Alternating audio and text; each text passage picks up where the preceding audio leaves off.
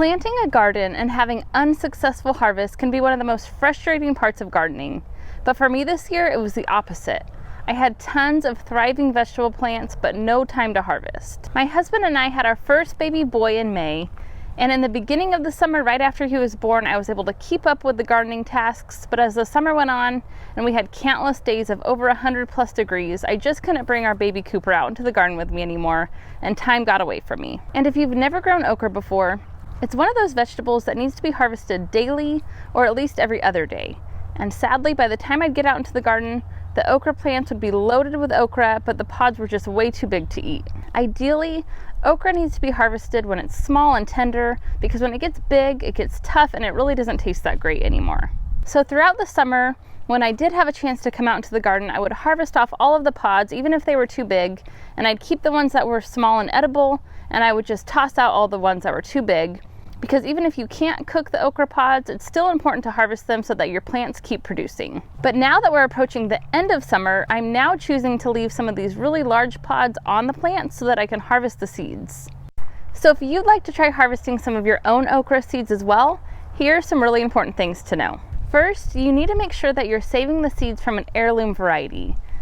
If you are saving seeds from hybrids, they are a combination of multiple plants, and so the seeds that you save will not be true to that variety. So make sure that your plants are heirlooms, and then those seeds are good to save.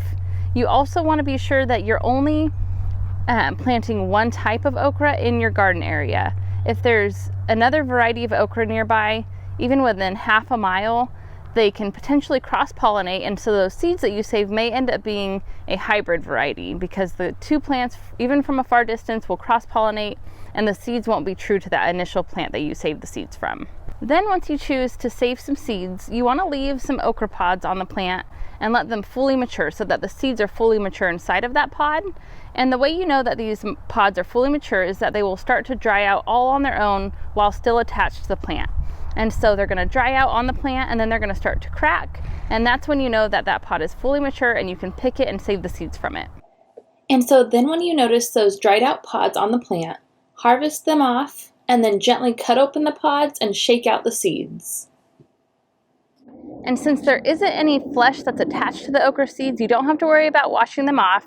You just want to let them dry for a few days in an open container, and then store them in an airtight container somewhere where it's dry, dark, and cool. And so even though I'm a little bit bummed that I wasn't able to harvest as much fresh okra as I'd like this season, I know it's for a short season, and before I know it, Cooper will be out here helping me harvest. And I'm sure you've heard the saying, when life hands you lemons, make lemonade. Well, this year I'm changing it. When life hands you lots of overgrown okra, save seeds. And if you enjoy saving seeds from your own vegetables that you grow, be sure to head to this video next, which is all about saving carrot seeds. I will see you there.